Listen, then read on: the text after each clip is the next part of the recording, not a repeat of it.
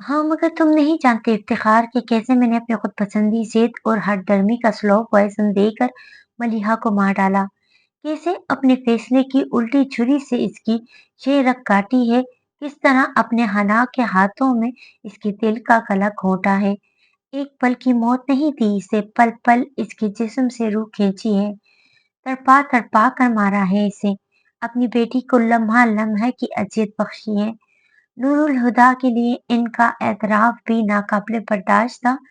वो गैर महसूस अंदाज में उठे और बाहर निकल गए। लेकिन क्यों?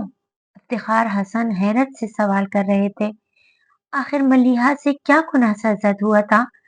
बाबा जान तड़प कर बोले, मेरी बेटी मासूम थी इफ्तिखार हसन। इसके नामा अमाल में कोई गुनाह दर्ज नहीं है। हाँ, मगर मैंने मोहब्बत को इसका गुनाह जाना। मोहब्बत? आमना खाला ने दोहराया। हाँ, मोहब्बत। मेरी बेटी ने मोहब्बत की थी। किससे? बाबा जान ने बड़ी मुमानी को देखा और कहा, वजदान मुस्तफा से। क्या? सुमेरा और आफाक के सिवा हर शख्स शौक रह गया था। बेसाख्ता सबकी निगाहों में मलिहा का जनाजा उठाए वजदान का चेहरा घूम गया। मैं मलिहा की शादी नहीं कर रहा था इफ्तिखार, बल्कि अपनी बेटी की मौत का वक्त, दिन और तारीख तय कर रहा था। इनकी आवाज लड़खड़ा गई और वो कांपते लहजे में बोले, और देखो जरा, मौत ने एक पल की भी ताखीर नहीं की। फिर वो बुलंद आवाज में रोते हुए बेबसी से कहने लगे, मेरी मलीहा को कोई ढूंढ लाए। मैं इसके पैरों पर सर रख कर माफी मांगना चाहता हूँ। इफ्तिखार हसन का अपना दुख कुछ कम नहीं था। जिसके चेहरे में अपनी मरहुमा बहन का अक्स देखते थे, वो आईना टूट गया था। इन्हें खुद भी मलिहा से बड़ी मोहब्बत थी। वो जब भी बाबा जान को देखते इन्हें इन पर तरस आता था। अल्लाह ने कितनी देर से औलाद देकर कितनी जल्दी वापस ले ली थी, मगर अब इनके दिल में बाबा जान के लिए कोई हमदर्दी बाकी नहीं रही। वो यूं बेहिस निगाहों से इन्हें रोते हुए देख रहे थे जैसे इनके आगे तमाशा चल रहा हो। किस उम्मीद पर माफी की बात करते हैं भाई साहब? वो सख्त लहजे में बोले, जब आपने अपनी ही बेटी की बेगुनाही नहीं बख्शी तो कोई आपके गुनाह कैसे बख्श सकता है? मुझ में तो इतना ज़र्फ नहीं कि इस बेहिसी पर तरस खाऊं, जिसने अपनी औलाद पर तरस नहीं खाया। क्या आप में इतना ज़र्फ है कि खुद पर तरस खाए, खुद को माफ कर सके? बाबा जान ने मुजरमों के अंदाज में सर झुका लिया। जब आप खुद को माफ नहीं कर सकते तो बताए कोई और आपको कैसे माफ करेगा? वो रुके, फिर टूटे हुए लहजे में कहने लगे, मैं जानता था आप खुद पसंद हैं। अपनी अना, अपनी जिद आपको हर चीज से प्यारी है। मगर मैं सोचता था, आखिर आप मलिहा के बाप हैं। जो कुछ इसके लिए आपके दिल में है, किसी के दिल में नहीं हो सकता। मैं कितना सही था जो संगदिली मलिहा के लिए आप में थी, वो और किसी में नहीं। वो बोलकर चुप हो गए तो बाबा जान कहने लगे, रुक क्यों गए इफ्तिखार? मरने वाली से तुम्हारा खून का रिश्ता था। कोसों मुझे ताने दे दे कर मार डालो। हाथ उठाओ और बद्दुआ मांगो मेरे लिए। कोई ऐसी सजा मुंतखब करो जिससे मेरी रूह कांप जाए। सजा का इंतखाब हो चुका है भाई साहब।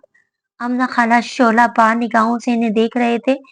अब आप उम्र भर खुद को कोसेंगे, अपनी खाली दामन को फैलाकर खुद को बद्दुआएं देंगे। आपका नुकसान आपको याद आ आकर आपकी रूह को तड़पाएगा। आपका गुनाह जितना बड़ा है, इसके लिए यही मुनासिब है कि आप उम्र भर खुद से सवा माफी की भीख मांगते रहें और उम्र भर खुद को माफ ना कर सकें। बाबा जान का चेहरा लट्ठे की मानन सफेद पड़ गया था।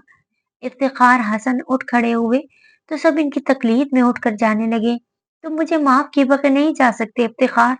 वो हवास बागता से उठकर इनके पास आए, और मैं आपको कभी माफ नहीं कर सकता।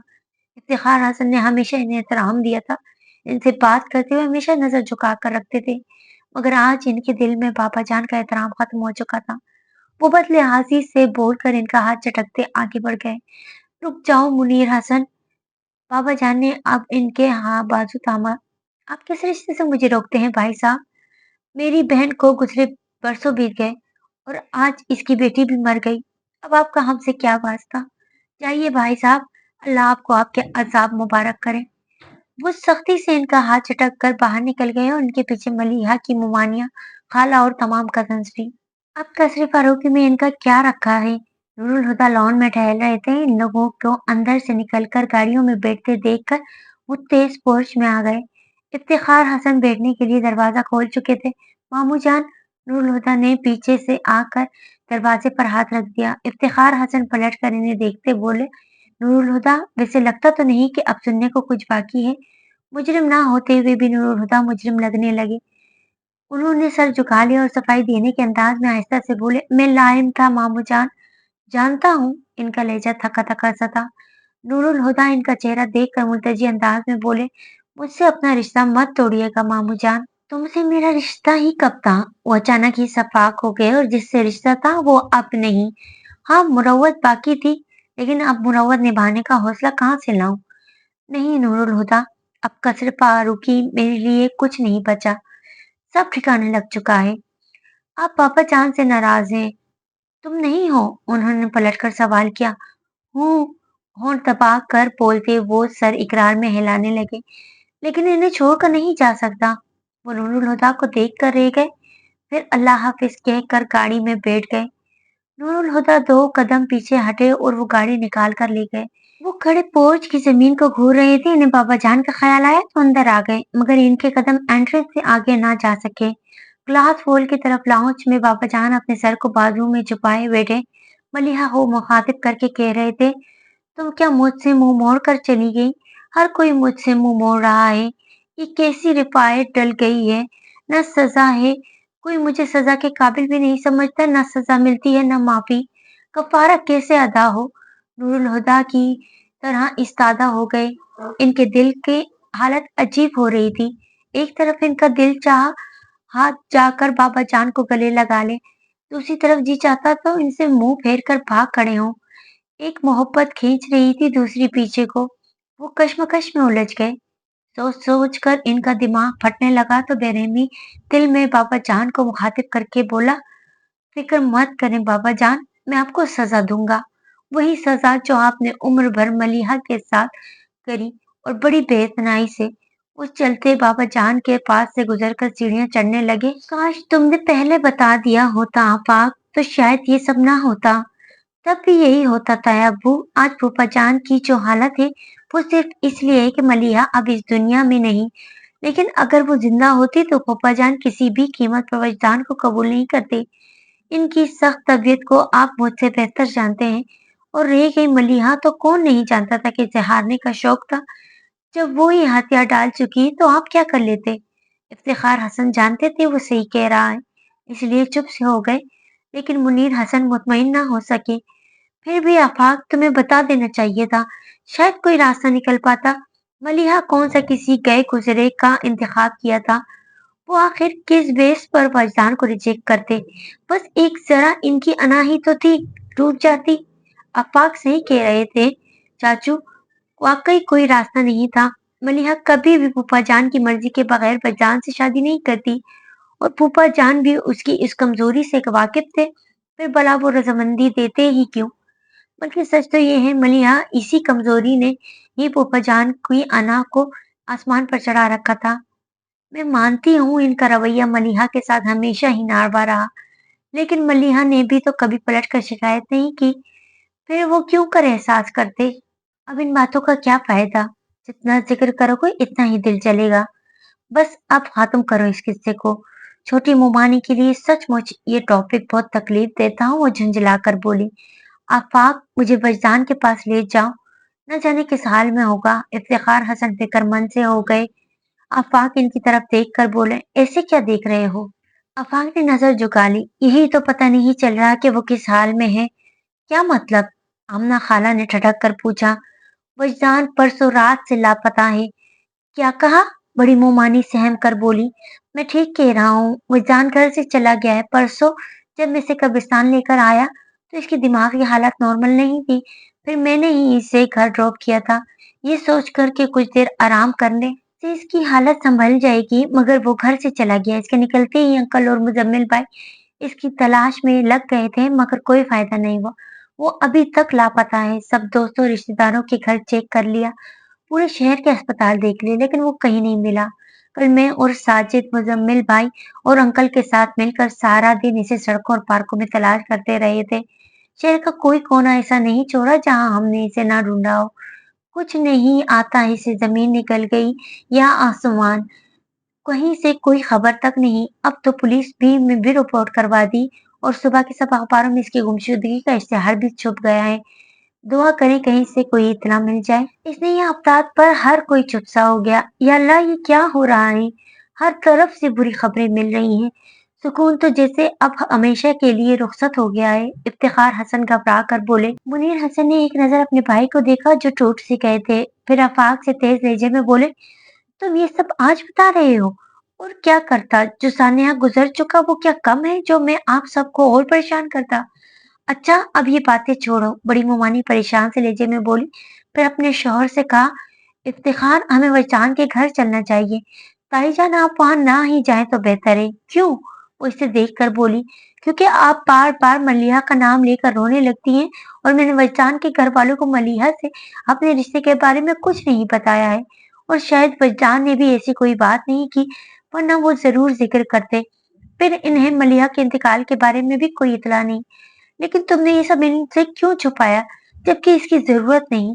मुनीर हसन की बात सुनकर आफाक ने कहा, तो क्या पता था कि मलिहा की मौत के सदमे ने फैजान के दिमाग पर असर किया है और इसने होशमंदी में नहीं बल्कि पागलपन की कैफियत में घर छोड़ा है, ताकि इन दिलों से रहा सहा इत्मीनान भी रुखसत हो जाए, जिसे मेरे दिल से रुखसत हो गया है। और अब तक तो दर्द भटकता वो सचमुच पागल हो गया हो। गलत लोगों को दिल में जगह दी। उन दोनों ने तो अपने दिल के आगे किसी और के दिल की परवाह ही नहीं की। आफाक दिल गिरफ्तार हो गया। वो चश्मे तसव्वुर से वजदान को करिया करिया दीवानों की तरह भटकते देख रहा था। मगरिब की नमाज के बाद नमाजी मस्जिद से निकल रहे थे जब वो खस्ता हाल शख्स एकदम कहीं से आ धमका। इसके सर के बाल और बड़ी हुई दाढ़ी में गिर जमी हुई थी। कपड़ों की हालत अबतर हो रही थी। ढेरों मट्टी लिए जख्मी पांव जूते की कैद से आजाद थे। वो यकीनन कोई दीवाना ही था जो एक एक को पकड़कर पूछ रहा था, तुमने इन्हें देखा? अभी अभी वो इधर थी। नहीं नहीं उधर नहीं, उधर, हाँ उधर ही थी। फिर पता नहीं किधर गई। इन्हें जाते देखा? इसने पहले मस्जिद की सीढ़ियों की तरफ इशारा किया, फिर फौरन ही नहीं मना करते हुए वो अंदर बरामदे की तरफ इशारा करने लगा, मगर किसी ने इस पर ध्यान नहीं दिया। हर शख्स इससे बचकर निकलने की कोशिश में था। वो इल्तिजाएं करने लगा, कोई तो बता दे वो कहाँ गई? कब से ढूंढ रहा हूँ। कोई तो मुझे भीख में इनका दीदार दे दे। अपनी फरियाद को रायगा जाने पर इसने यकदम ही सफेद कॉटन के क्लफ लगे शलवार कमीज में मलबूस सियाह रंगत के मोटे से आदमी को दबोच लिया। इस पर जुनून सवार होने लगा था। मोटे को झंझोड़ते हुए वो चीखने लगा, तू बता मुझे वो कहाँ है? बता, मैं जानता हूँ तुझे पता है, बोल किधर है वो? वो पहले तो इस आफताब पर घबरा गया, फिर खुद को छुड़ाकर हकारत से जोरदार थप्पड़ उसके गाल पर जड़ दिया। हट पागल कहीं का, सारे कपड़ों का सत्यानाश कर दिया। और वो थप्पड़ खाकर गिर पड़ा। तभी से नमाजियों की भीड़ के अंदर किसी की झलक नजर आई। वो झटके से उसकी तरफ बढ़ा। मोटे शख्स ने जो इस पागल को उठकर अपनी तरफ बढ़ते देखा तो हवास बाख्ता सा होकर इसने फौरन झुककर एक पत्थर उठाया और ताक करके इसकी तरफ फेंक दिया। इसके सर से खून का फवारा छूट गया। वो बस एक पल को माथे पर हाथ रखकर दोहरा हुआ था। फिर बहते हुए खून की परवाह छोड़कर वो बेख्तियार इसकी तरफ बढ़ा। मोटे शख्स ने जो बदस्तूर इसे अपनी जानिब आते देखा तो एक और पत्थर उठाकर इसे दे मारा। फिर एक साथ कई पत्थर इसने इस हाथ में उठाए और एक के बाद एक मारने लगा। बाकी नमाजियों ने जो एक पागल को इस मोटे आदमी से भिड़ते देखा तो वो भी इस पर पल पड़े। शर्म नहीं आती? नमाजियों को परेशान करता है, हट्टा कट्टा मुशरंडा होकर आवारागर्दी करता है। मस्जिद जैसे मुतबर्रिक जगह तेरी बदमाशी के लिए नहीं है। हर तरफ से ऐसे जुमले पड़ रहे थे और इसी रफ्तार से लाते और घूंसे भी। मगर वो खुशबुओं में डले स्पीकर पर निगाह जमाए अपना एक हाथ इसकी तरफ बढ़ा था। बदन की पूरी ताकत लगाकर खुद को इन लोगों की चुंगल से छुड़ाने की कोशिश कर रहा था, पर उसकी एक न चली। इसे इतने सारे लोगों के बेरहम शिकंजे में देखकर इन झील सी आंखों में तुगयानी आ गई। फिर जैसे इसे बर्दाश्त ना हो सका, वो अचानक ही पलट कर भागने लगी। रुक जाए, मत जाए मुझे छोड़कर, वो चिल्लाया। फिर अपने इर्द गिर्द मौजूद लोगों को धकेलने लगा। वो जब तक चुप करके पिटता रहा ले लोग उसे पीटते रहे। अब जो वो इन्हें धक्का देकर मार कर खुद को छुड़ाने लगा तो सब इसे छोड़कर खौफजदा से पीछे हट गए और वो इसके पीछे भागा जो नजर से ओझल होती जा रही थी। फिर भागते भागते उसे पत्थर से ठोकर लगी اور وہ मुंह के बल जमीन पर गिर पड़ा। इसके दांतों से खून निकल आया। इसने सर उठाकर इस तरफ देखा जिधर वो गई थी, फिर घबराकर चारों तरफ नजर घुमाई, लेकिन वो इसे कहीं नजर नहीं आई। बेबसी के एहसास से इसकी आंखें बरसने लगी। औंधे मुंह लेटे इसने सर उठाकर आसमान को देखा और रब से फरियाद की सूरत पुकारा, या अल्लाह! लोग हंस रहे थे, बच्चे पागल पागल की सदाएं लगाए तालियां बजा रहे थे, और वो जमीन पर पूरी ताकत से एक हाथ का मुक्का बनाए जमीन को पीट पीट कर अपने हाथ जख्मी कर रहा था। धूल उड़ा उड़ा कर इसके चेहरे पर पड़ रही थी और वो कर्ब से चिल्लाता जा रहा था। करीब एक दुकान के बाहर खड़ा शख्स इस तमाशे को महसूस होता अपने सामने खड़े आदमी से बोला, देखो यार, क्या तमाशा चल रहा है।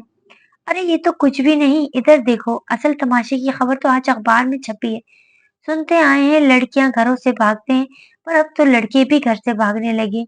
इसने मतलब ध्यान ना देते हुए अखबार में छुपी खुश शक्ल और खुशबाज लिबास नौजवान की तस्वीर से दिखाई, जिसके नीचे लिखा था, नाम मजदान मुस्तफा वल्द मुस्तफा अजीम, उम्र 25 साल, रंगत सांवली, कद 5 foot 11 inch, black shirt black pant में मलबूस है और पैरों में बूट पहने हुए हैं।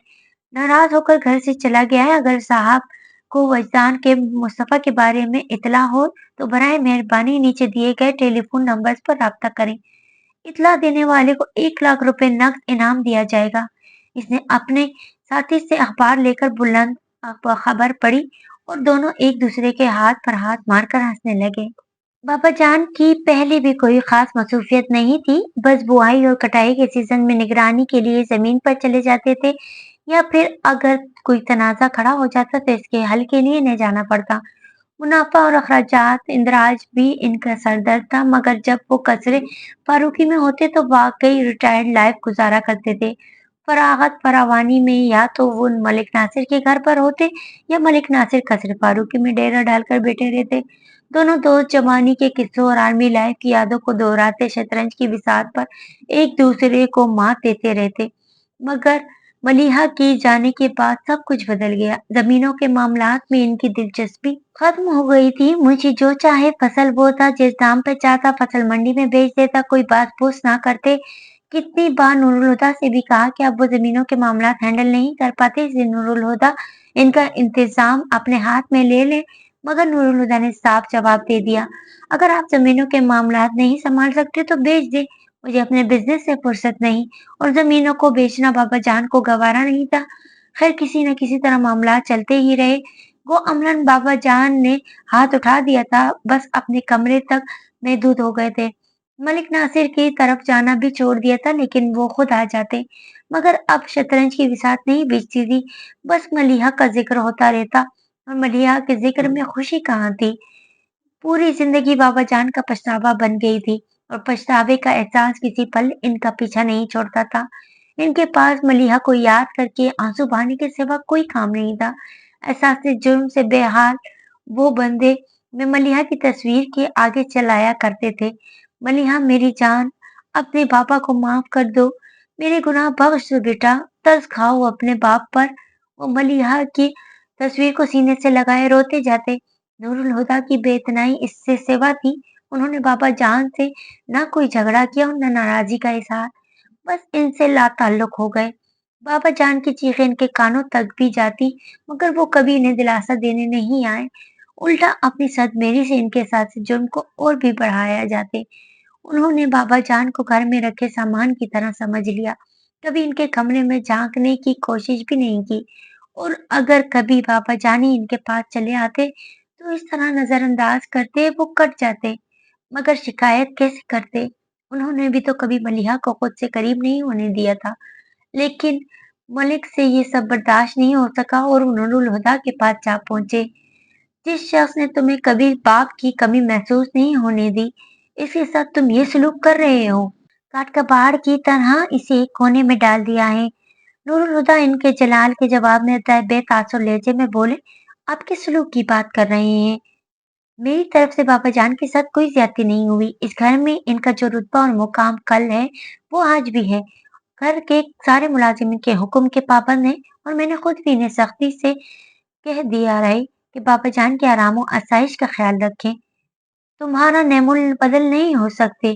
नूरुल हुदा, क्या तुम्हें खबर भी है? अजहर कई दिन से बीमार है। क्या एक पल तुम्हें तौफीक नहीं हुई कि जाकर इस बीमार आदमी की खैरियत ही दरियाफ्त कर लो, जिसने तुम्हें औलाद की जगह दी? पापा जान बीमार है, इस ख्याल से वो अंदर ही अंदर बेचैन हो गए। लेकिन जब बोले तो इनकी आवाज खाली सी थी। घर में 3 ड्राइवर मौजूद हैं, अगर वो बीमार है तो मुझसे कहने की जरूरत नहीं। वो ड्राइवर के साथ अस्पताल जा सकते हैं, और अगर खुद ना भी जाना चाहें तो डॉक्टर को फोन करके घर पर बुलवा ले। मलिक नासिर इनकी बेहिसी पर हैरान रह गए। इसकी बीमारी का इलाज डॉक्टर के पास नहीं, तुम्हारे पास है। तुम तो अपनी जिंदगी में मगन हो गए, लेकिन तुम्हारी जरूरत है। कभी 2 घड़ी के लिए ही सही इनके पास बैठ जाया करो। तन्हाई को झेलना आसान नहीं। तन्हाई? वो जहरखंद होकर बोले। फिर उठे और सोफे की बेग पर जाकर दोनों हाथ इसकी पुष्ट पर टिकाते हुए कहने लगे, तन्हाई को झेलना आसान नहीं मलिक अंकल। और मलिहा ने जज्बाती तन्हाई के साथ 9 साल गुजार दिए हैं, बिना शिकायत के। और बिना बाबा जान चंद महीनों में ही शिकवा करने लगे। मलिक नासिर हक्का बक्का रह गए। तुम एक बाप से उसकी बेटी की मौत का इंतकाम लेना चाहते हो? क्या तुम्हें कोई हक है? मरने वाली अगर मलिहा हो और मारने वाले बाबा जान, तो हादी भाई को हक है मलिहा की मौत का इंतकाम ले सकें।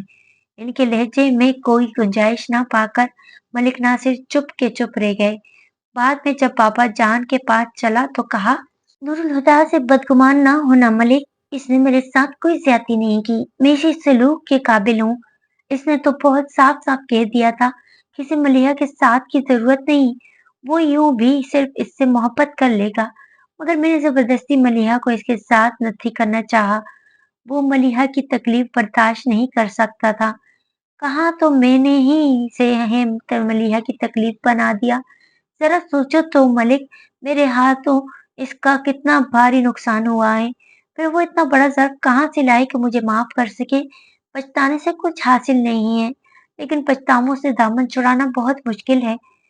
सुबह पंजाब के दूर दराज इलाके में सरहदी पट्टी के बिल्कुल करीब वाक़ पसमानदा गांव चंगो आबादी महज चंद सौ नफूस पर मुश्तमिल थी। मौलवी अब्दुल हक का शुमार इस छोटी सी आबादी के मुअज्जिजीन में होता था। मौलवी अब्दुल खालिक गांव के मुअज्जिन थे और जमात की इमामत भी इनके फराइज में शामिल थे, जिन्हें गांव वाले अकीदत से बड़े इमाम साहब कहते थे। मौलवी अब्दुल खालिक से पहले वो ही अजान और नमाज पढ़ाया करते थे। बड़े इमाम साहब दीनदार आदमी थे, लेकिन उन्होंने दुनिया का दामन भी न छोड़ा था। वो बहसने बखूबी दीन और दुनिया में तवाज़ुन कायम रखते हुए उन्होंने अपनी पूरी जिंदगी गुजार दी। अपने बेटे की तरबियत भी उन्होंने इन्हीं खतूत पर की। पेश इमाम की जिम्मेदारी संभालने से पहले वो लाहौर से ग्रेजुएशन कर चुके थे। फिर जब वो अपने वालिद के पीछे नमाज पढ़ाने लगे, तो बड़े इमाम साहब ने इन्हें रोजगार को अपनाने की तरगीब दी। मौलवी अब्दुल खालिक ने घर के ही एक कमरे में दुकान खोल ली। महीने में एक बार दुकान में सामान डालने के लिए वो शहर का चक्कर लगाते। इनकी दुकान में अशियाए खुर्दनोश के अलावा बुनियादी जरूरियात जिंदगी का सामान भी मौजूद होता, यानी एक लिहाज से इसे गांव का जनरल स्टोर कहा जा सकता था। बड़े इमाम साहब का बरसों पहले इंतकाल हो चुका था, और अब तो मौलवी अब्दुल खालिक भी बुजुर्गी की उम्र में दाखिल हो चुके थे। मौलवी साहब ने गांव की एक लड़की के साथ शादी की थी, मगर अल्लाह ने औलाद की नेमत से महरूम ही रखा। रफीका हाजरा बीबी बकईद हयात थी और मुल्लानी जी के लकब से खास व आम में मशहूर थी। सालों से मौलवी अब्दुल हक एक ही लगी बंदी रूटीन के आदी हो गए थे। फजर की अजान से जरा पहले जिस वक्त रात का आखिरी पहर ढल रहा होता, वो नींद से जाग जाते। फिर तहज्जुद की नमाज पढ़कर बीवी को जगाते। गांव की कच्ची गलियों से गुजरकर मस्जिद आ जाते। फिर जब तक फजर की अजान का वक्त होता, मौलवी साहब मस्जिद में झाड़ू लगाकर नमाजियों के लिए सहन में दरिया बिछा चुके होते। नमाज के बाद वो कुछ देर कुरान पाक की तिलावत करते, फिर अपनी दुकान पर उठाते, जो फिर जोहर की नमाज के लिए बंद हो जाती। नमाज के बाद 1 घंटे का दर्स होता, जिसमें बड़े अहकाम शरीयत के बजाय छोटी छोटी आम फहम बातों को शामिल किया जाता। वो बातें जिससे इंसान के किरदार को बुनियादी ढांचा तश्कील होता है। बड़े इमाम साहब अक्सर मौलवी अब्दुल खालिक से कहा करते थे, असल चीज बुनियाद ही है, तो बुनियाद मजबूत किए जा, इमारत अपने आप सीधी और मजबूत उठेगी। दर्स खत्म करके फिर मौलवी साहब दुकान पर आ बैठते और फिर असर की नमाज पढ़कर घर लौटते तो सहन में गांव के बच्चे सिपारे और स्कूल की किताबें लेकर बेटे इनका इंतजार कर रहे होते। मौलवी साहब दुकान और घर के सहन का दरमियानी ही दरवाजा खोल देते और दुकानदारी के साथ साथ दीन और दुनिया की तालीम दी जाती। ये सिलसिला मगरिब तक चलता, फिर इशा की नमाज के बाद मस्जिद में ही नमाजियों की बैठक होती जिस पर हर तरह की दीनी बुनियादी मसले जहर बहस साहब। ये बैठक 1 से 1.5 घंटे में बर्खास्त हो जाती और लोग उठकर अपने घर को सोने चले जाते। इतने बरसों में आज पहली बार मौलवी साहब की रूटीन में फर्क आया था। आज जोहर के बाद दर्स की महफिल नहीं हुई और मौलवी अब्दुल हक नमाजियों से मुआजरत करते हुए उठाए और अब चिलचिलाती धूप में वो गांव से बाहर जाने वाले रास्ते पर तेजी से चल रहे थे। इस तब्दीली की वजह ये थी कि 3 दिन से गांव वालों में किसी साईं के चर्चे जोर पकड़ रहे थे जो न जाने कहां से आ गया था और अब गांव के बाहर डेरा डाल रखा था। गांव के सादा लू लोग साईं के आने से पुरजोश हो गए थे और अब इन्हें साईं की करामात का इंतजार था। मौलवी अब्दुल खालिक ने जो कच्चे ईमानों को डोलते देखा तो मामले की तहकीक करना जरूरी समझा। वो गांव से काफी दूर निकल आए थे। कच्ची मिट्टी के मकान बहुत पीछे छूट गए थे। भला की गर्मी थी। मौलवी साहब का हलक प्यास से खुश्क हो गया था तो रुककर सांस बहाल करने लगे। फिर सामने से चेहरे पर आया पसीना खुश्क करके आंखों पर एक हाथ का छज्जा सा बनाकर अपने सामने दूर तक देखा। खुश्क जमीन पर उभरी लकीरें इसकी प्यास की गवाह थी और एक सूखा दरख्त जिसकी खूब फैली बंजर शाखों पर कोई खुश्क पत्ता तक नहीं था, मुर्दा जमीन के सीने पर यूं गड़ा था जैसे वो खुद अपने ही हाल पर नोहा कना हो। दूर तक फैला नीला आसमान एकदम साफ था, जिस पर सूरज पीले रंग की थाल की मानंद देख रहा था। तहत निगाह फैले इस मंजर की वीरानी को और भी गहरा कर रहा था। वो अकलाता जीरू जो इस सूखे दरख्त के छांव में बैठा था, इसके स्याह कपड़ों पर मुसाफतों की गिरद जमी थी। सर के बाल लंबे और गिरदालूद थे। बेतरतीब दाढ़ी झाड़ की मानन लग रही थी।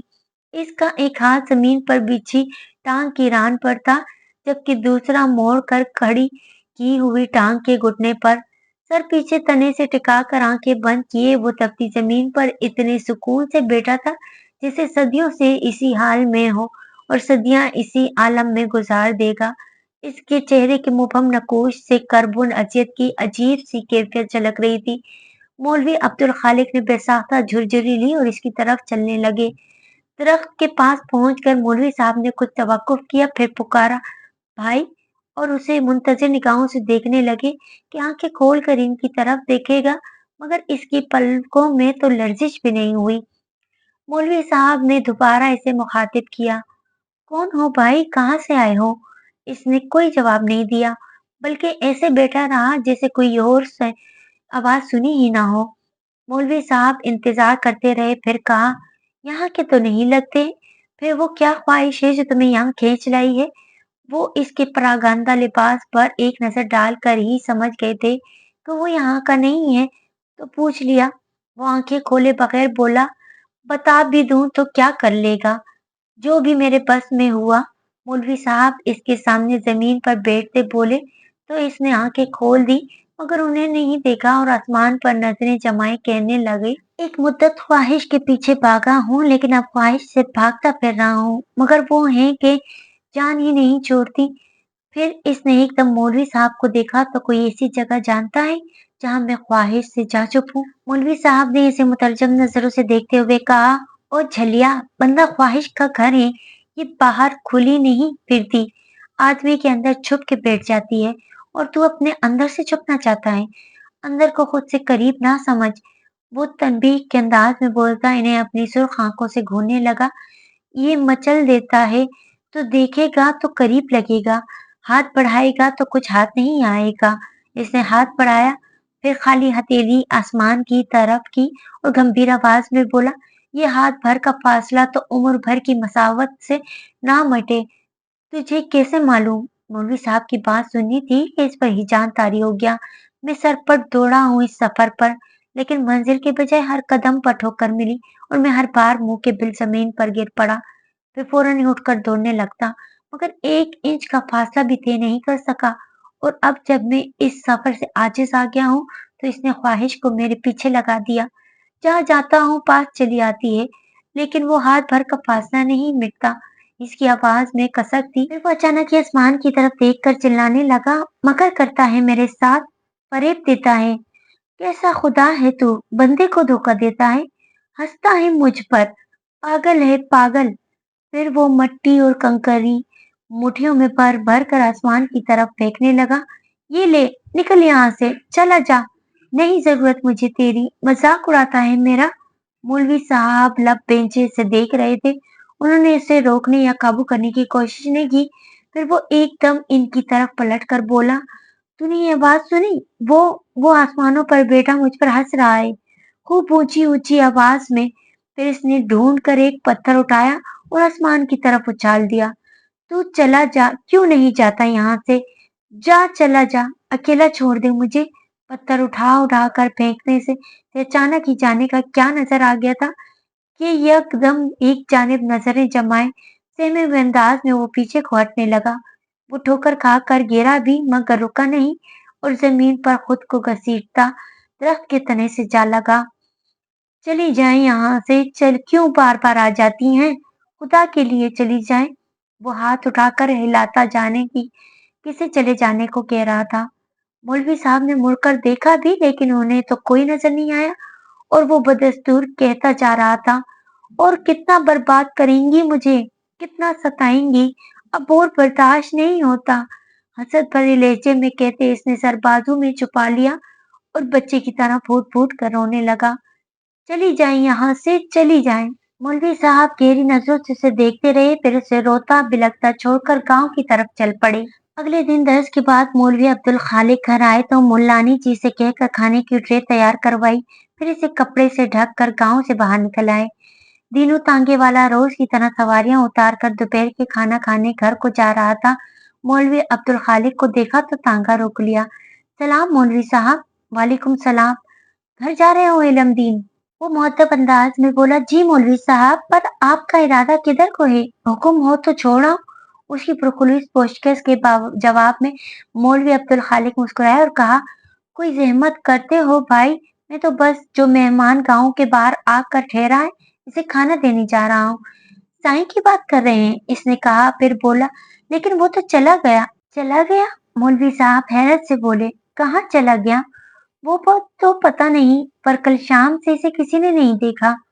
मौलवी अब्दुल खालिक ने इसकी बात सुनी, फिर खुद कलामी करते हुए बोले, हैरत है, मुसाफिर के जंजीर करने का वक्त आ गया है और वो अभी तक भागता फिर रहा है। क्या कह रहे हैं मौलवी साहब? वो ख्वाब भी नहीं समझा। मौलवी साहब इससे लाताल्लुक अपनी सोच में डूबे रहे, फिर नजर उठाकर उसके उलझन भरे चेहरे को देखा और कहा, वो कहीं नहीं जा सकता आलिमदीन।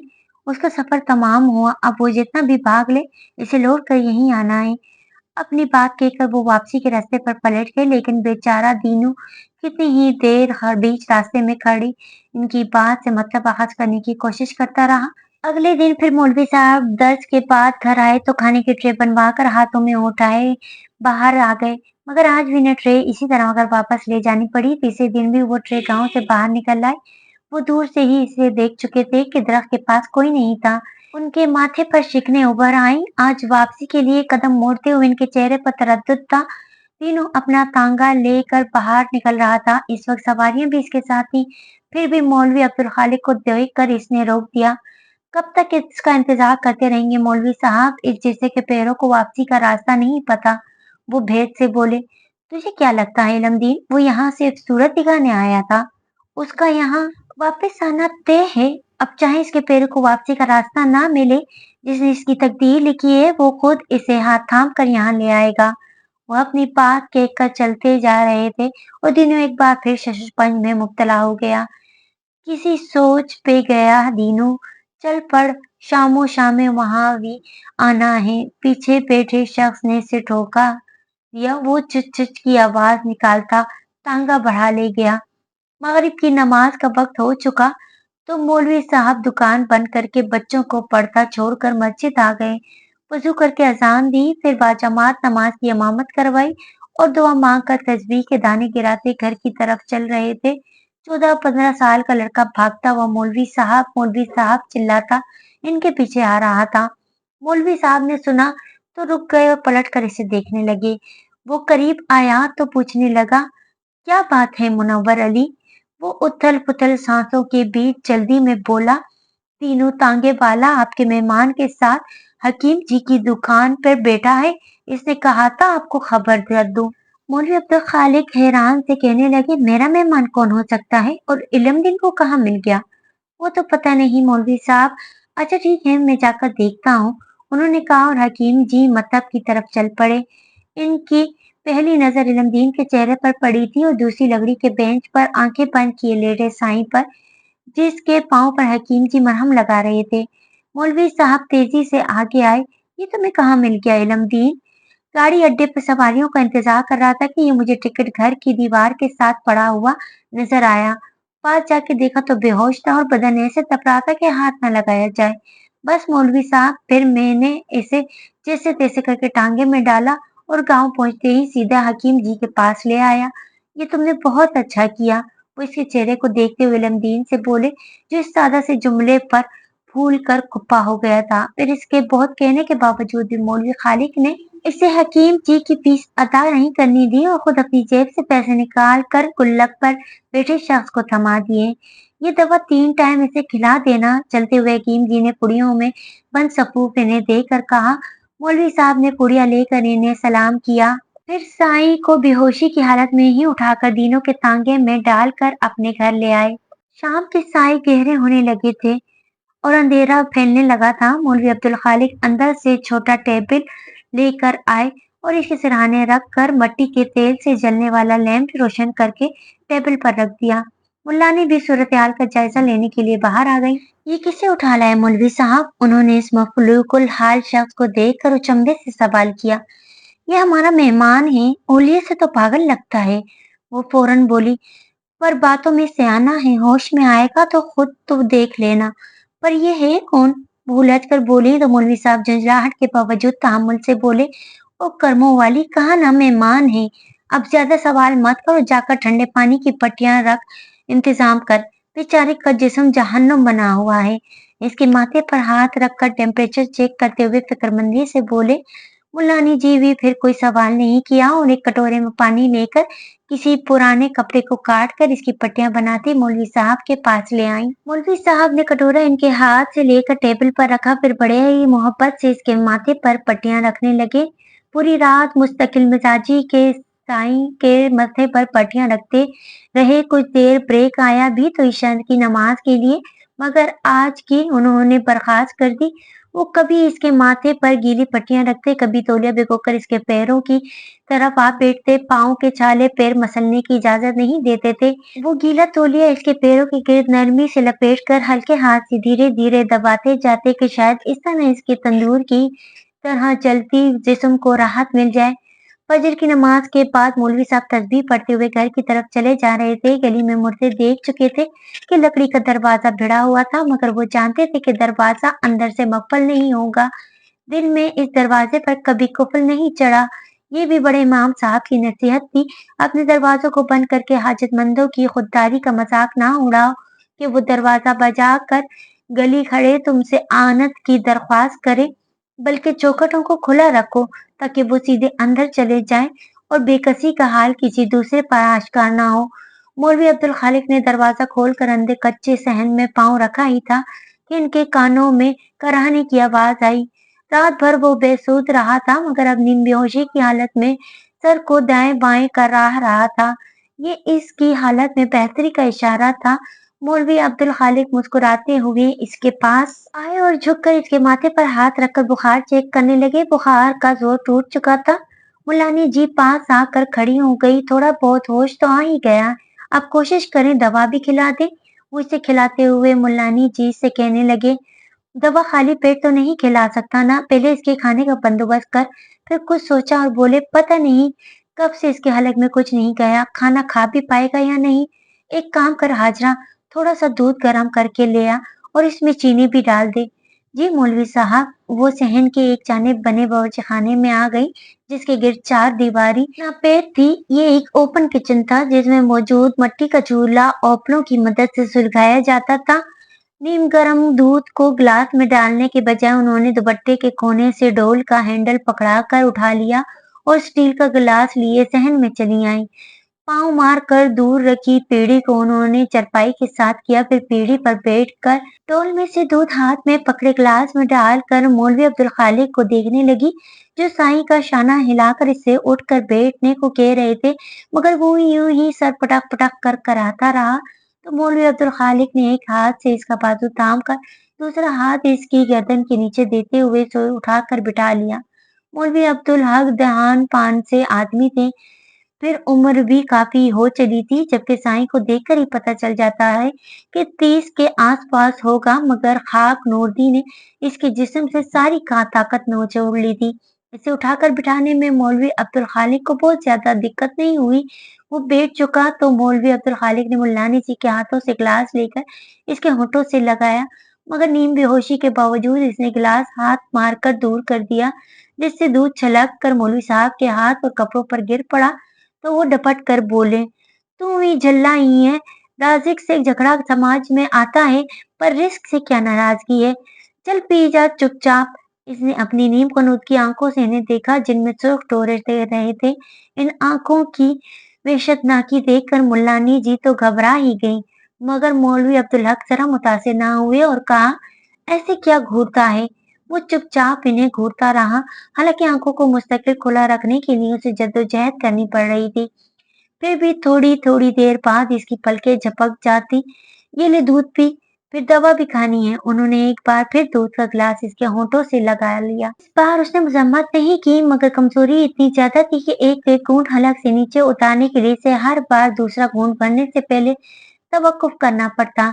जब वो पूरा ग्लास खाली कर चुका तो मौलवी अब्दुल खालिक ने गिलास मुल्लानी जी को देकर और दूध डालने का इशारा किया।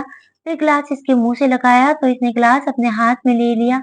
दूसरा गिलास पहले गिलास से कम वक्त में खत्म हो गया था। तीसरा गिलास भरकर इसे पकड़ाते उन्होंने एक पुड़िया खोलकर इसके हाथ में दे दी और कहा, ये दवा है, खा ले। उसने बिला चूं चरा किए वो पुड़िया हलक में झाड़ कर चंद घूंट भरे, फिर गिलास वापस करके चारपाई पर ढेर हो गया। वो पूरा दिन इस नीम बेहोशी की कैफियत में गुजारा। रात हुई तो मौलवी अब्दुल खालिक अपनी चारपाई को उठाकर उसकी चारपाई के पास ले आए। इरादा था कि पिछली रात की तरह रात भर जाग कर इसका ख्याल रखेंगे। आधी रात तक तो वो जागे, मगर इस उम्र में इतनी मुशक्कत की जिस्म इजाजत भी तो नहीं देता, बल्कि अभी कल की थकन बाकी थी। वो तो कुछ देर कमर सीधी करने के इरादे से लेटे थे, पर आंख लग गई। हस्बे आदत तहज्जुद के वक्त आंख खुली तो हड़बड़ा कर उठ बैठे। गर्दन मोड़ कर साईं की चारपाई पर नजर डाली तो वहां कोई नहीं था। उन्होंने फौरन बैरूनी दरवाजे की तरफ देखा, वो चौपट खुला था। बड़ाई पक्की जिद लगाई है, वो बड़बड़ाए, फिर उठकर दरवाजा बंद करके सहन में इस तरफ आ गए जहाँ हैंड पंप लगा था और एक हाथ से पंप चलाते बाल्टी में वजू के लिए पानी जमा करने लगे। दोपहर जुबहर की नमाज के बाद दस से फारिग होकर वो घर लौटे तो गर्मी से बुरा हाल था। हालांकि सर पर पैनी टोपी के ऊपर उन्होंने साफा भी लपेट रखा था, फिर भी लग रहा था जैसे दिमाग खोल रहा है। घर में दाखिल होते ही उन्होंने आवाज लगाई, हाजरा, एक गिलास पानी पिला दे। पानी लाने का कहकर वो रुके नहीं और सहन के दर आखिर में बने दो कमरों में से एक में घुसकर अंदर चारपाई पर बैठ गए। बिजली का तो कोई जवाब ही नहीं था। वो तकिए पर रखा पंखा उठाकर टोपी साफा साइड पर रखते हाथ से पंखा झलने लगे। चंद लम्हों बाद ही मुल्लानी जी हाथ में पानी का गिलास लिए कमरे में आ गई।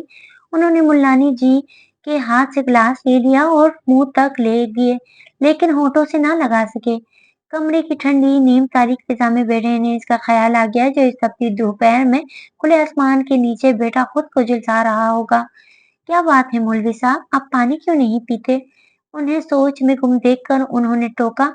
तो मौलवी अब्दुल खालिक बड़बड़ाने लगे, उसे भी तो प्यास लगी होगी, उसका भी हलक सूखता होगा। कौन मौलवी साहब, किसकी बात कर रहे हैं? वो नसमझी से पूछने लगी, लेकिन मौलवी अब्दुल खालिक जवाब दिए बगैर बाहर निकल गए। मटके से पानी का जग में उंडेला और गिलास पकड़कर दरवाजे से निकल गए। उन्होंने दूर से ही उसे टुनमुन दरख्त के साए में बैठा देख लिया था। इत्मीनान का सांस लेते उन्होंने अपनी एक रफ्तार बढ़ा दी। वो सर झुकाकर बैठा उंगली से जमीन पर लकीरें खींच रहा था। जब वो गिलास इसके सामने रखते हुए वो जमीन पर बैठे तो इसकी तपिश का एहसास हुआ। फौरन पैरों पर होते हुए उन्होंने इसे देखा, जो झुलसती जमीन पर इतने इत्मीनान से बैठा था जैसे एयर कंडीशन रूम में मखमली निशस्त पर बैठा हो। इसने सर उठाने की दिक्कत नहीं की, बस पलकें उठाकर एक सरसरी सी नजर उन पर डाली और फिर से अपने मशगले में मशगूल हो गया। सुबह से दोपहर हो गई, सूरज सर पर चढ़ आया है। इस गर्मी से तो जमीन खुश्क हो जाए, तेरा हलक भी सूख रहा होगा। चल 2 घूंट पानी पी ले। उन्होंने बहुत प्यार से इसे बुलाया था, मगर उसने तवज्जो नहीं दी। ओ झलिया, जुल्म हर हाल में बुरा है, मगर अपनी जात पर बदतरीन है, क्योंकि अपनी जात पर रवा रखे जाने वाले गम इंसान को बेहस बना देता है, और जो बेहस हो जाए वो इंसान नहीं रहता, आदमी हो जाता है। सिर्फ आदमी से जानवर होना बेहतर है। अपने मर्तबे को पहचान, सिर्फ आदमी होना कबूल मत कर। दिलजले अंदाज में से समझाते हुए उन्होंने पानी ग्लास में डाला और ग्लास हाथ में लेकर इसकी तरफ बढ़ाते हुए कहा, ले पकड़ और खुद पर कहर न तोड़। उसने एक नजर इनके बारिश चेहरे को देखा, फिर इनके हाथ में पकड़े गिलास को और गिलास को गौर से ले लिया, मगर इसमें से पानी पीने के बजाय हाथ ऊंचा करके गिलास को इतना गौर से देखने लगा जैसे वो स्टील का गिलास नहीं, कांच का हो, जो जिसके शफाफ पेंदे से वो पानी का मुआयना कर रहा हो कि आया पानी साफ भी है या नहीं। फिर उसने बहुत अजीब सी हरकत की। आहिस्तगी से गिलास उलटते हुए इसने सारा पानी जमीन पर गिरा दिया। इसके बाद गिलास नीचे रखा और इसी हाथ से जग उठाकर पानी गिलास में उंडेलने लगा। इसके बाद गिलास को इस तरह ऊंचा करके पानी जमीन पर गिरा दिया और पहली हरकत दोहराने लगा। फिर तीसरी बार इसने जग की तरफ हाथ बढ़ाया तो मौलवी साहब चुप ना रह सके। ये तुम क्या कर रहे हो? आरजू को खाक कर रहा हूँ, वो इनकी तरफ देख कर बोला। फिर दूसरे हाथ में गिलास उठाकर इनकी आंखों के सामने करते हुए कहा, ये जुस्तजू का बर्तन है और इंसान इस बर्तन को आरजू से भर देता है। इसने बोलते हुए गिलास पानी से लबालब भरा, मगर आजू किस्मत में तकमील नहीं, आरजू की तकदीर है कि खाक हो जाती है और जुस्तजू का बर्तन खाली रह जाता है। उसने जग रखकर ग्लास सीधे हाथ में लिया, फिर हाथ ऊंचा करते उसने धीरे धीरे पानी जमीन पर गिरा दिया और खाली ग्लास को देखता हुआ बोला, जितनी बार इस बर्तन को भरोगे इतनी बार खाली हो जाएगा। यहाँ सदियों से यही होता चला आ रहा है। जितना बाकी रह जाती है और आरज़ू खाक हो जाती है।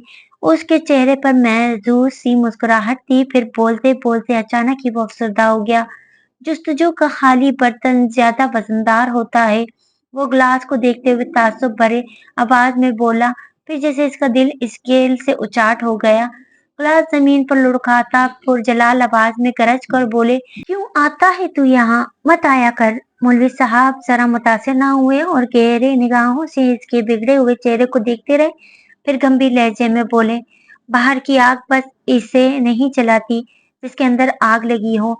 तेरे अंदर कौन सी आग है? इसकी आंखों में कहर की जगह कर्ब ने ले ली और वो अपने सीने को मसलते हुए बोला, यहाँ इश्क की भट्टी सुलग रही है। इसकी आवाज में वो आंच थी जिससे सचमुच उसका सीना जल रहा हो। फिर बेचारगी से बोला, पर कहने पर इसका धुआं नजर नहीं आएगा। बाहर आग लगे तो शोला भड़कते हैं, धुआं उठता है और बर्बादी आंखों से नजर आती है, पर अंदर आग लग जाए तो चिंगारी भी नहीं सुलगती और सब कुछ खाकस्तर हो जाता है। कुछ बाकी नहीं बचता और किसी को कानो कान खबर तक नहीं हो पाती कि क्या कुछ था जो तबाह हो गया और तू वो आग पर पानी डालने आया है। वो तंज से बोलकर मजाक उड़ाते लहजे में कहने लगा, मुझे झल्ला कहता है, नादान तू तो खुद है।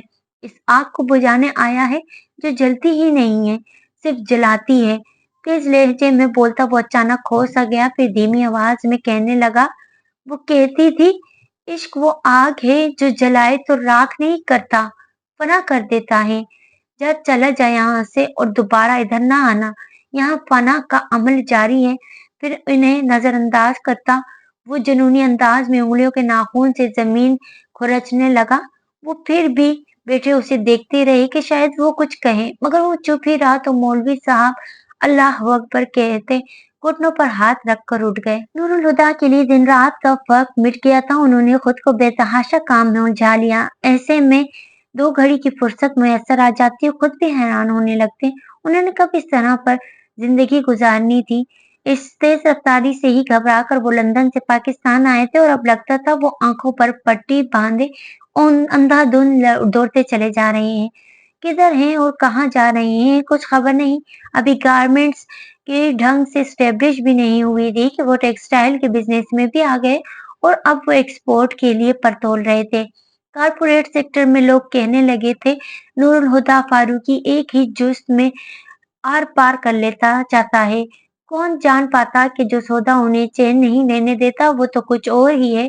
वो तो खुद इन यादों से बचना चाहते थे जो हर लम्हा इनकी घात में रहती थी। घर से बाहर तो फरार के कई रास्ते थे, घर में कदम रखते ही इसकी यादें इन्हें नरके में लेके बेबस कर देती थी। घर लौटने का ख्याल ही खौफजदा कर देता। वो खुद को बेनाम मसरूफियतों में उलझाए रखते, मगर घर तो लौटना ही पड़ता है। उन्होंने एंट्रेंस का दरवाजा खोलकर अंदर कदम रखना ही था कि नजर ना चाहते हुए भी लाउंज के सोफे पर जा पड़ती और इसकी यादों ने इनकी आंखों पर मलिहा के अक्स का पर्दा डाल दिया था। अब इन्हें धुएं की धुंधली दीवार जरूरत नहीं रही थी। उन्होंने उंगलियों में दबा सिगरेट मसलकर बुझाते हुए एक जानिब उछाल दिया। एक तुम जो नहीं हो तो लगता है कुछ नहीं। इस अक्स को देखते हुए उन्हें हर रोज की तरह ये अल्फाज दोहराए, फिर दरवाजे के आगे बने स्टेप पर बैठे और दोनों हाथों पर सर गिरा दिया। साहब, बहुत देर गुजर गई थी। बहादुर की आवाज पर उन्होंने सर उठाकर देखा। खाना लगा दूं? इन्हें होश में देखकर बहादुर ने पूछा। वो कहना चाहते थे कि इन्हें भूख नहीं है, फिर ख्याल आया भूख तो सुबह भी नहीं थी, पर उन्होंने नाश्ता किया था। कल रात का खाना भी भूख के बगैर ही खा लिया था। बल्कि मलिहा के इंतकाल के बाद भूख प्यास मर ही गई थी। अब वो भूख लगने पर नहीं, घड़ी देख कर खाना खाते थे। और सिर्फ भूख ही क्यों, इनका तो हर एहसास मर गया था। बल्कि कभी कभी तो वो महसूस करने लगते कि जैसे वो भी मर गए हैं, मगर वो फिर भी जिए जा रहे थे। खाने का वक्त होता तो खाना खा लेते, रात हो जाती तो आंखें बंद करके बिस्तर पर लेट जाते। नींद आए ना आए क्या फर्क पड़ता है, जिंदगी को खुद पर फर्ज कैसे करते हैं ये तो नूरुल हुदा अब ने जाना था। लगा दो। कुछ तवक्कुफ के बाद उन्होंने यूं सोच कर जवाब दिया जैसे बहादुर ने कोई मुश्किल सवाल पूछा हो। वो उठकर फ्रेश होने अपने कमरे में चले गए। फ्रेश होकर कपड़े तब्दील करने के बाद वो डाइनिंग रूम में चले आए। बहादुर बड़ी खामोशी से खाना लगाता रहा था। क्या बात है बहादुर साहब, आजकल खाना कम खा रहे हैं? वो पहले जैसी बशाशत से बोले। हाँ, हाथ रोककर अचंभे से इन्हें देखकर कहा, नहीं तो फिर तुम्हारी आवाज क्यों कम निकलती है? मैं तो समझा था तवानाई के शराब से परहेज कर रहे हो। और तुम्हारे बोलने की रफ्तार से तो मलिहा जैसी गोल माइंडेड लड़की भी गुस्से में आ जाती थी। मलिहा का जिक्र करते हुए फिर इनका लहजा सरसरी सा था, लेकिन बहादुर मलिहा का नाम सुनकर ही उदास हो गया था। इसीलिए तो बोलता था साहब, शरारत करता था इनसे। और बीबी साहब भी जानती थी, फिर भी कभी मजाक करने से नहीं रोका। बहुत अच्छी थी वो, मुझे बहुत याद आती है। फिर ख्याल आता है हम तो नौकरजात हैं, कर्नल साहब की तो बेटी थी, वो इन्हें कितना याद करते होंगे। हर वक्त तो बीबी साहब की तस्वीर देख कर रो रहे होते हैं। मलिक साहब इतना समझाते हैं, सब्र करने को कहते हैं, पर सब्र भी तो एकदम से नहीं आ जाता। एक ही तो औलाद थी इनकी, वो भी नहीं रही। इनके दिल पर जो गुजरती होगी वो तो वो ही जाने। अम्मा कहती हैं औलाद का दुख कब्र तक साथ न जाता है। अल्लाह इनके हाल पर रहम करे। उसने झुरझुरी ली और कानों को हाथ लगाने लगा। अपने आगे रखे खाने को घूरते नूरुल हुदा के अंदर की बेचैनी को बहादुर ने अनजाने में ही हवा दे दी थी। बहादुर जी साहब। वो बर्तन रख कर किचन में जा रहा था। नूरुल हुदा ने इसका नाम पुकारा तो पलट आया। बाबा जान ने खाना खाया था? नहीं साहब, वो तो सुबह से दरवाजा बंद करके बैठे हैं, दरवाजा बजाने पर भी नहीं खोला। खाना क्या खाएंगे? इनकी बेचैनी परेशानी में बदल गई। तुमने मुझे पहले क्यों नहीं बताया? इसे सरजनिश करते नूरुल हुदा फौरन उठ गए, लेकिन बाबा जान के दरवाजे के बाहर खड़े वो दस्तक के लिए हाथ नहीं उठा पाए। पीछे हटते हुए उन्होंने बहादुर को इशारा किया। इसने आगे का आकर दरवाजा बजाने के साथ ही आवाज लगाई, दरवाजा खोलिए कर्नल साहब। अगर दरवाजा खुला नहीं, अंदर से कोई आवाज आई। इसने फिर दस्तक दी, दरवाजा खोलिए। इस बार भी जवाब नहीं आया। नूरुल हुदा की पेशानी पर सलवटें उभर आईं। बहादुर जाओ और कमरे की चाबी लेकर आओ फौरन। दूसरा सर हिलाकर चाबी लाने चला गया। वो नूरुल हुदा ने परेशानी में ही दरवाजे के आगे 2-3 चक्कर काटे, फिर मुस्तरब होकर दरवाजा बजा डाला। पापा जान दरवाजा खोले। मलिहा की डायरी को सीने से लगाए रॉकिंग चेयर पर नीम दराज पापा जान सकते से ही हालत में आतिशदान के ऊपर लगी मलिहा की तस्वीर को देखते जा रहे थे। बहादुर का दरवाजा बजाने पर और फिर दरवाजा खोलने के लिए कहती, इसकी आवाज को सुनकर भी इनके जिस्म में कोई रद्द अमल नहीं हुआ। कुछ पल के वक्फे से दोबारा दस्तक हुई और साथ नूरुल हुदा की भी आवाज सुनाई दी। नूरुल हुदा, उनके जिस्म में करंट दौड़ गया था। मलिहा की डायरी को संभाल कर वो तेजी से उठे और दरवाजे को खोल दिया। मलिहा की मौत के बाद आज नूरुल हुदा दूसरी बार इनके दरवाजे तक आए थे। पापा जान ऐसे इनकी तरफ देख रहे थे जैसे बेटा परदेश से लौटा हो। आओ बेटा, अंदर आ जाओ। अंदर आने को कहते वो इन्हें रास्ता देने के लिए सामने से हट गए। उन्हें अपनी तरफ बेताबी से देखता पाकर नूरुल हुदा का दिल भी पिघलने लगा था। उन्हें इसके सिवा और कुछ याद नहीं रहा कि वो तो बाप के साए से महरूम हो गए थे। मगर बाबा जान ने इनकी जिंदगी में इस महरूमी को टिकने नहीं दिया। इनका जी चाहा कि बाबा जान से लिपट जाए कि तभी वो नूरुल हुदा के रास्ता देने के लिए इनके सामने से हटे थे और मलिहा की तस्वीर नूरुल हुदा की आंखों के सामने आ गई। पल भर में इनके चेहरे के तासुरात बदल गए। उन्होंने कमरे में कदम नहीं रखा। दरवाजे में खड़े खड़े ही उन्होंने नजरों का साविया बदलकर बाबा जान को देखा। इन्हें मौत से चंद लम्हे पहले मलिहा की नम पलकों की लर्जिश याद आ गई थी। बाबा जान की मतुरुम आंखों पर उन्हें रहम कैसे आता। अपनी इस हालत के लिए ये खुद ही जिम्मेदार हैं। बाबा जान के थके हुए पसमर्दा वजूद पर एक नजर डालकर उन्होंने सोचा, ये क्या बच्चों जैसी हरकत थी। वो बोले तो आवाज में वो नरमी गायब थी जो कभी इनके लहजे की पहचान हुआ करती थी। क्या तुम जानते हो नूरुल हुदा कि किसी मुजरिम को सजा देने से पहले इसका मुंह काला करके चौराहे पर क्यों घुमाया जाता है? इनकी बात सुनकर पापा जान अजीब से लहजे में बोले थे। कुछ पल वो नूरुल हुदा की तरफ से किसी इत्तिसार के मुंतजिर रहे, फिर कहा, क्योंकि अपने माथे पर अपने जुर्म की स्याही लेकर लोगों का सामना करना सजा पाने से भी कठिन है। आपके पछतावे किसी चीज का मदावा नहीं कर सकती। इनकी बात पर वो तनफ्फुर से बोले, जानता हूँ, और यही एहसास तो पछतावे को और भी गहरा कर देता है कि मैं चाहे जान दे डालूं, मेरी बेटी की जान वापस नहीं आएगी। वो थके हुए लहजे में बोले, फिर मुल्तजियाना अंदाज में कहा, क्या तुम मुझे माफ नहीं कर सकते? नूरुल हुदा सद लहजे में बोले, मेरी माफी मलिहा की माफी से मशरूत है। जाइए जाकर अपनी बेटी से माफी मांगे। अगर उसने माफ कर दिया तो मैं भी माफ कर दूंगा। सर झुकाए बाबा जान बेबसी की इंतहा पर पहुंच गए थे। एक बात और, उंगली उठाकर नूरुल हुदा कहने लगे, बराए मेहरबानी आइंदा इस किस्म की हरकत करके मुझे परेशान मत कीजिएगा। फिर उनका रद्द-ए-अमल देखने के लिए वो रुके नहीं। इनमें इतनी हिम्मत भी नहीं थी कि बाबा जान के खंडर होते हुए वजूद को एक सेकंड भी और देख पाते। अपने कमरे में आकर वो चप्पल उतारे बगैर बेड पर गिर गए और आंखें बंद कर ली। आंसू इनकी आंखों के कोने से निकलकर कनपटियों पर बहते चादर में जज्ब होते गए। मोहब्बतों का हुस्न इसी सूरत कायम रहता है जब ये हाथ में हाथ डाले एक ही सफर पर गामजन हो। लेकिन अगर मोहब्बतें आपस में नफरत आजमा हो जाए तो बड़ी तबाही लाती हैं। इन्हीं मोरकों ने मलिहा की जिंदगी तबाह की थी और अब नूरुल हुदा के दर पे थी। मोहब्बत का तनफ्फुर हो या कहर, बच पाना आसान नहीं। मौलवी अब्दुल खालिक उस खान माँ बर्बाद के पास से उठ आए, मगर दोबारा इसके पास जाने से खुद को रोक न पाए। उन्हें इसमें अजीब सी कशिश महसूस होती थी। इसके लिए इन्हें अपने सीने में बाप जैसा गद्दार महसूस होता था। हालांकि उसका दिल हनूज वही था। कभी तो वो मौलवी अब्दुल खालिक को इस तरह नजरअंदाज कर देता जैसे इनकी मौजूदगी से यकसर लाइल्म हो। कभी जुनून में चिल्लाने लगता और कभी मगमूम सा जाने क्या बड़बड़ाता रहता। मौलवी साहब ने कभी उसकी किसी कैफियत में दखल नहीं दिया। वो एक सामने की हैसियत से इसके पास आते थे और इसके बेरब बातों को बड़े ध्यान से सुनते जैसे कोई अहम बयान दे रहा हो, और अगर इसका एक भी पॉइंट मिस हो गया तो गड़बड़ हो जाएगी। फिर तन्हाई में बैठकर उसकी बातों को सोचते हुए उलझने लगते।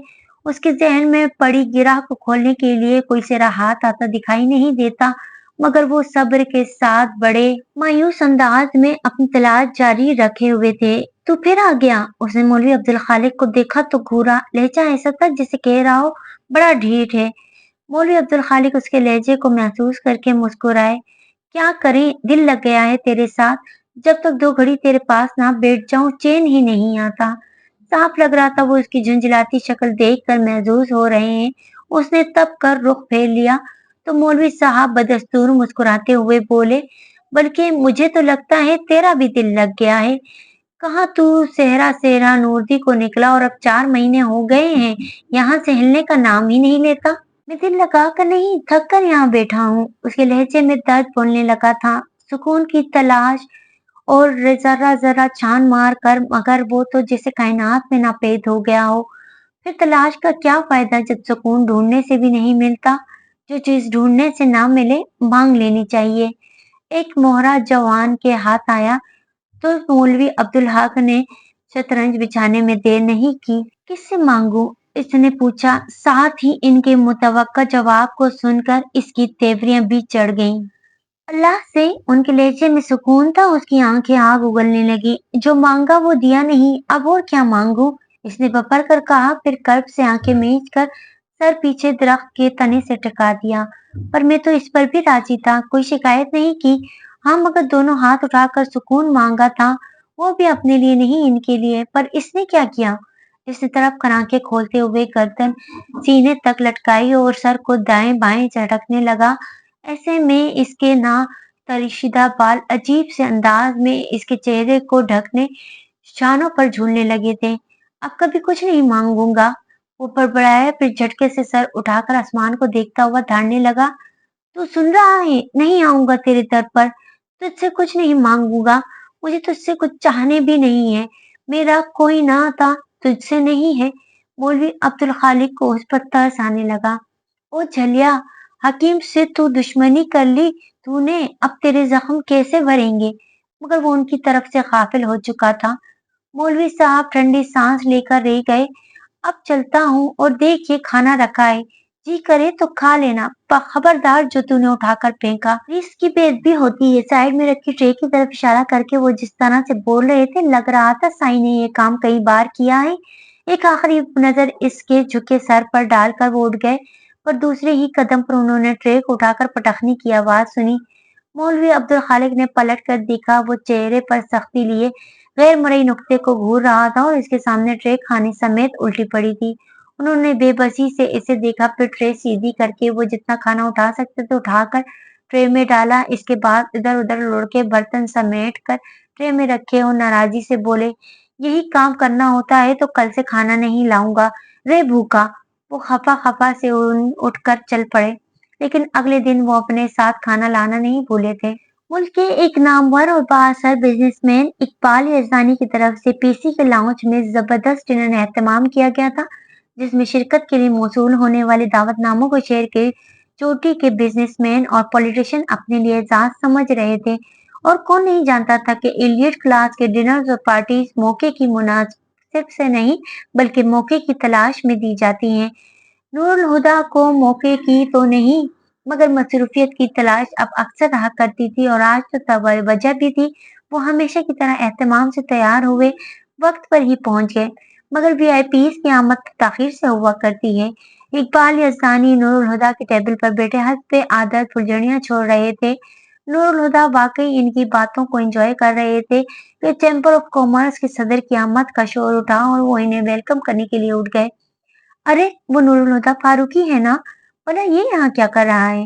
नवीद अख्तर की नजर क्रीम कलर के सूट में मलबूस नूरुल हुदा पर पड़ी तो साथ बैठे इकबाल याजदानी से बोले।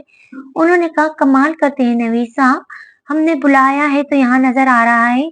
कमाल तो आपने किया है याजदानी साहब, ये लड़का जिसे बिजनेस फील्ड में आए अभी जुम्मा जुम्मा 8 दिन भी नहीं हुए, आप इसे पर्सनली इनवाइट कर रहे हैं। इनके लहजे में नूरुल हुदा की तहकीर के साथ साथ इकबाल यजदानी के लिए तंज भी था, जिसे महसूस करके भी उन्होंने बुरा नहीं माना, बल्कि हंस कर बोले, यही सोचिए नवीद साहब, अगर हमने बुलाया है तो इस लड़के में कुछ खास भी होगा। क्या खास हो सकता है इस कल के बच्चे में? वो बदस्तूर तंज कर रहे थे। खासियत की बात की आपने, तो क्या ये खासियत कम है कि चैम्बर्स ऑफ कॉमर्स का सदर इसे इसके नाम से जानता है? वो अपने शगुफ्ती की भरे अंदाज में इनके तांस का जवाब देकर बोले, और इस बर्जस्तगी पर जोरदार कहकहा गूंजा था। साथ वाले टेबल पर बैठी लड़कियां जो आसानी से गुफ्तगू से मुस्तफीद हो रही थी, वो भी इनके जुमले पर मुस्कुराने लगी। इकबाल अंकल तो नूरुल हुदा से बड़ा इम्प्रेस्ड लग रहे हैं। एक ने मुस्कुराहट रोक कर तबसरा किया तो वो बोली, सिर्फ इकबाल अंकल ही क्यों, इकबाल अंकल की बेटी भी तो नूरुल हुदा फारूकी से काफी मुतासिर है, क्यों मरियम? शरारत से कहते हुए इसने साथ बैठी लड़की को धोखा दिया, जिसकी नजरें मुस्तकिल नूरुल हुदा पर जमी थी। अपने फ्रेंड्स की बात पर मुस्कुराते हुए इसने कॉफी का घूंट भरा, फिर कप नीचे रखकर दोबारा नूरुल हुदा को देखने लगी तो ब्लू इवनिंग गाउन में मलबूस लड़की मजनूई फिक्रमंदी से बोली, कंट्रोल योरसेल्फ मरियम, तो कहाँ इस जाहिद खुश के चक्कर में पड़ रही हो जो किसी को भाव ही नहीं देता। वैसे भी सुना है मौसूफ लैंडलॉर्ड हैं और ये जमींदार किस्म के लोग जरा टेढ़ी खीर होते हैं। मैं भी ये सोच रही हूँ कि ये शख्स मुझे इस तरह से अपनी तरफ अट्रैक्ट क्यों कर रहा है। शायद पास जाऊं तो कुछ पता चले। पुरसोच अंदाज में कहकर वो उठ खड़ी हुई तो इसी लड़की ने इसका बाजू पकड़कर रोकते हुए कहा, कहाँ जा रही हो? उसने एक अदा से शानों से जरा नीचे लटकते बेहद से बालों को झटक कर कहा, नूरुल हुदा के पास। फिर चंचल सी मुस्कुराहट के साथ अपना बाजू छुड़ाकर इसी हाथ से इसका गाल थपकती, हाई हील से खट खट कर शोर करती नूरुल हुदा के टेबल के पास आकर खड़ी हो गई। फिर बड़े दिलावेज अंदाज में नूरुल हुदा को मुखातिब करके कहा, good evening mister Farooqui. Noorul Huda अपने साथ बैठे लोगों से बातों में मसरूफ थे। वो चौंक गए। उसी आंखों में शोखी लिए जेर लब मुस्कुराती अपना दायां हाथ बढ़ाए खड़ी थी। नूरुल हुदा ने बेटे बेटी उससे गुड इवनिंग कहा और इसका कोमल सा हाथ पल भर को थाम कर छोड़ दिया।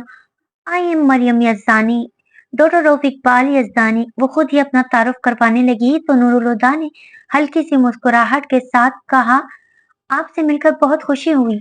मुझे भी खुशी हुई है नूरुल हुदा। वो एकदम ही मिस्टर फारूकी से नूरुल हुदा पर आ गई। फिर बेतकल्लुफी से कहा, क्या हम कुछ देर बात कर सकते हैं? मेरा ख्याल है हम इस वक्त भी बात ही कर रहे हैं। तो दोस्तों, कहानी अभी जारी है। उम्मीद करती हूँ कि ये नॉवेल आपको पसंद आ रहा होगा। अगर ये नॉवेल आपको पसंद आ रहा है तो नॉवेल को लाइक और मेरे चैनल को सब्सक्राइब जरूर कीजिएगा। और जिन दोस्तों ने अब तक मेरे चैनल को सब्सक्राइब नहीं किया उनसे दरख्वास्त है कि मेरे चैनल को सब्सक्राइब करें और बेल आइकन दबा दें ताकि आने वाले अगले हिस्से की नोटिफिकेशन आपको फौरी मौसूल हो जाए।